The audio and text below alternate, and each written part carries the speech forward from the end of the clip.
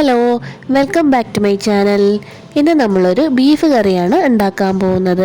അതിനായിട്ട് 1 kilo beef കഴുകി വൃത്തിയാക്കിയത് കുക്കറിലേക്ക് ഇട്ട് കൊടുക്കുകയാണ്.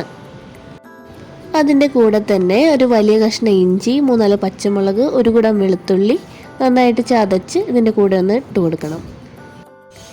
കൂടാതെ ഒരു 1/4 കിലോയോളം ചുവന്നുള്ളി ചതച്ച് വെച്ചിട്ടുണ്ട്. അതിൻ്റെ ഒരു പകുതി ഈ ഒരു സമയത്ത് ചേർത്ത് കൊടുക്കുക. 2-3 തണ്ട് കറിവേപ്പില കൂടി ചേർക്കാം. ഇനി ഇതിലേക്ക് കുറച്ച് മസാലപ്പൊടികൾ കൂടി ചേർക്കാനുണ്ട്. 2 ടേബിൾ സ്പൂൺ മുളക് പൊടി, 2 ടേബിൾ സ്പൂൺ മല്ലിപ്പൊടി. ഇത് ചെറിയ സ്പൂൺ ആയതുകൊണ്ട് ഞാൻ നിറച്ചാണ് എടുത്തിരിക്കുന്നത്. 1 ടീസ്പൂൺ ഗരം മസാല, പിന്നെ ഉപ്പ് കല്ലാണ് ഞാനിതിനെ ചേർക്കാൻ പോകുന്നത്. 1/4 ടേബിൾ സ്പൂൺ അളവിൽ ചേർക്കാം. പിന്നെ അവസാനമായിട്ട് കുറച്ച് വെളിച്ചെണ്ണ തൂവി കൊടുക്കുക. എന്നിട്ട് നന്നായിട്ടൊന്ന് കൈകൊണ്ട് ഇളക്കി മിക്സ് ചെയ്തെടുക്കുക.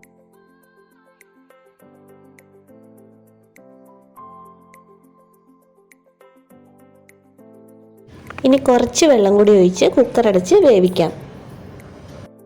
ഒരു അരമണിക്കൂറെങ്കിലും റെസ്റ്റ് ചെയ്തതിന് ശേഷമാണ് എടുക്കുന്നതെങ്കിൽ അത്ര കൂടി ടേസ്റ്റ് ആയിരിക്കും കേട്ടോ. എത്ര വിസിൽ വേണമെന്നുള്ളത് കൃത്യമായിട്ട് പറയാൻ പറ്റില്ല. അത് ഇറച്ചിയുടെ വേവും കുക്കറിൻ്റെ ബ്രാൻഡൊക്കെ അനുസരിച്ചിരിക്കും. ഞാനിവിടെ ഹൈ ഫ്ലെയിമിൽ 2 വിസിലും ലോ ഫ്ലെയിമിൽ ഒരു 4 വിസിലും എടുത്തിട്ടുണ്ട്. ഇനി നമുക്ക് കറിയാക്കിയെടുക്കാം. അതിനായിട്ട് പാൻ അടുപ്പത്ത് വെച്ച് ചൂടാകുമ്പോൾ വെളിച്ചെണ്ണ ഒഴിച്ച് മുമ്പ് ചേർത്തതിൻ്റെ ബാക്കി വന്ന ചതച്ച ചെറിയ ഉള്ളി ചേർത്ത് വഴറ്റിയെടുക്കാം. ഉള്ളി ഒന്ന് ചെറുതായിട്ട് വഴണ്ട് വരുമ്പോഴേക്കും 1/4 ടീസ്പൂൺ മഞ്ഞൾപ്പൊടി, 1 ടീസ്പൂൺ മുളക് പൊടി, 1 ടീസ്പൂൺ മല്ലിപ്പൊടി, 1 ടീസ്പൂൺ ഗരം മസാലയും കൂടി ചേർക്കാം.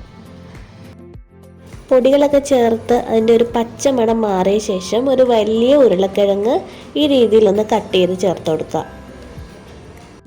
ഈ ഒരു സമയത്ത് കുറച്ച് ഉപ്പ് കൂടി ചേർത്ത് കൊടുക്കണം. ഒരു 2 മിനിറ്റ് നേരം ഇങ്ങനെ ഒന്ന് വഴറ്റിയ ശേഷം വേവിച്ച് വെച്ചിരിക്കുന്ന ബീഫ് വെള്ളത്തോടു കൂടി തന്നെ ഇതിലേക്ക് ചേർക്കാം.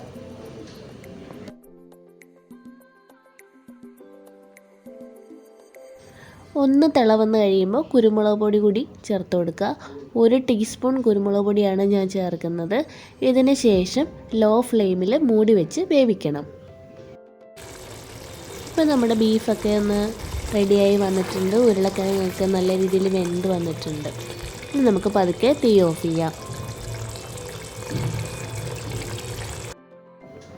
ചോറിൻ്റെയും പൊറോട്ടയുടെയും അപ്പത്തിൻ്റെയും ഒക്കെ കൂടെ കഴിക്കാൻ പറ്റുന്ന നല്ലൊരു കോമ്പിനേഷൻ കറിയാണെന്ന് എല്ലാവർക്കും അറിയാമല്ലോ. എല്ലാവരും ഒന്ന് ഉണ്ടാക്കി നോക്കുക. ഈ വീഡിയോ ഇഷ്ടമായെങ്കിൽ പ്ലീസ് ഒന്ന് സപ്പോർട്ട് ചെയ്യണം, സബ്സ്ക്രൈബ് ചെയ്യണം, ലൈക്ക് ചെയ്യണം, ഷെയർ ചെയ്യണം.